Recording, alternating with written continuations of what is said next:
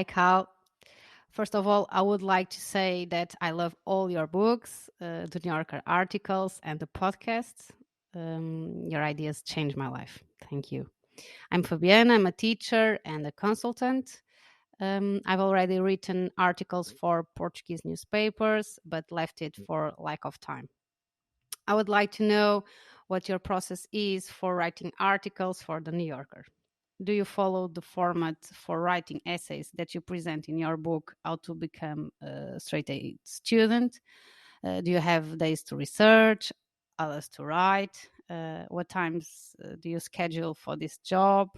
Generally, what is your process? Thank you very much. Well, when it comes to my New Yorker writing, the process depends on what type of article we're talking about.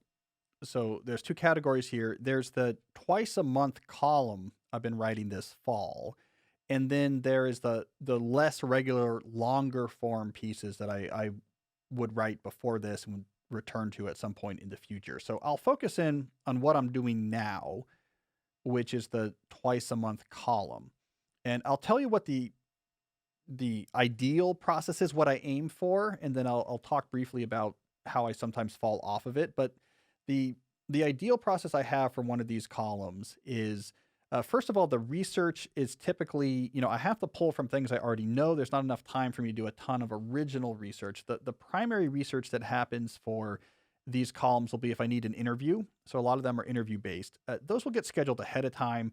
They might happen a few weeks at least before the columns come together. Sometimes I also have to read a book or two just to be up to speed on some things that might be relevant. And I'll do that in advance.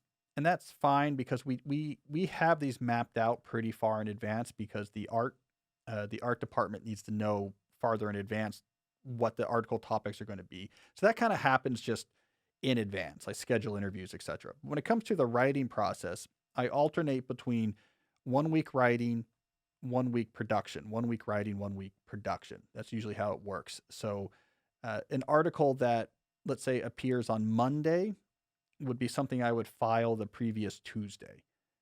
And then between Tuesday and the Monday when it comes out is production and editing and fact checking, etc.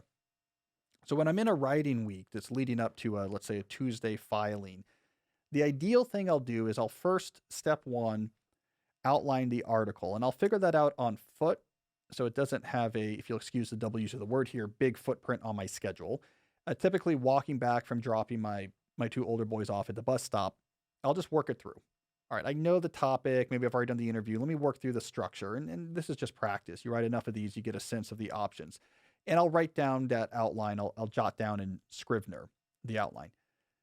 The next step is, I will typically do what I call a happy hour writing session, which just refers to the time it happens. So it'll be at the end of a workday, kind of early in the week. I will stay at the HQ, or sometimes I'll go to the coffee shop down the street. Shout out to Tacoma Bevco, and get started. But this is really more of a breaking the seal type thing. What I'm really doing during this session, and again, it's in the evening, so it doesn't have any footprint yet on anything else I'm doing. I start pulling in more sources. So finding relevant articles or things to quote.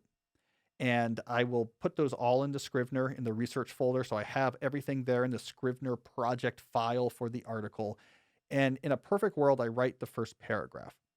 There's a huge break the seal effect to getting those first sentences down. It's very hard to open a New Yorker piece. And just in general, it's very hard to get things going. So that gives you a sense that there's momentum.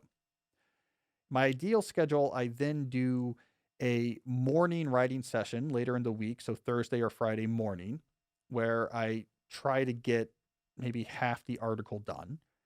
And then I do a Sunday morning session, and that's when I try to finish basically the article.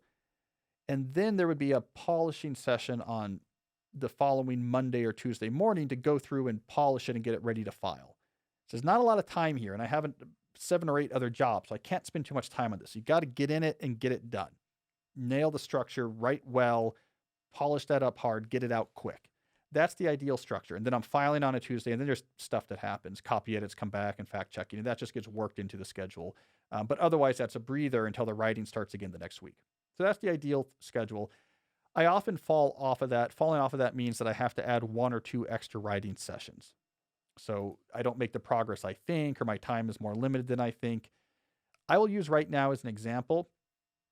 It's Friday and I have to file on Tuesday, and I have 4 sentences written. So I'm a little bit behind. I did that this morning. I just had other things going on this week, and for whatever reason, I couldn't get the traction going. So I have to alter my schedule. And so, like this week, what I'm going to do is a Saturday morning and Sunday morning session. Morning with my first cup of coffee is my best writing time. My semester is over. This is why I'm not sweating. My semester is over. So typically Mondays, I'm on campus all day. I'm not this Monday. And so that's my savior. I can then put in a much longer block on Monday to really finish the article. So I'm doing something different this week, but that is my ideal schedule. For the long form pieces that have multiple interviews and I have to do a lot of original reporting, that's a whole different story. That takes place over months. I like that because I'm very good at non-urgent but important work, like making steady progress on things. It's a lot less stressful, I think, than every other week something has to be filed. But that's the way I do it.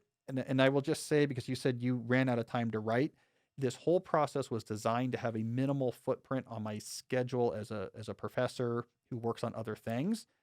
So you'll notice when this schedule works properly, there's a happy hour session, a weekday morning, and a Sunday morning. So in theory, when this schedule is operating at full pitch, there's a few hours of one weekday morning is the only part of my normal 9 to 5 workday that gets sacrificed to the New Yorker writing. Now, I don't always hit that, but at least it is feasible. And maybe about 50% of the time I do. And that allows me to actually do a pretty large amount of productive writing here without it taking over all the other aspects of my life. So good question. And that's a good reminder for me that I'm behind and I have to get back to writing.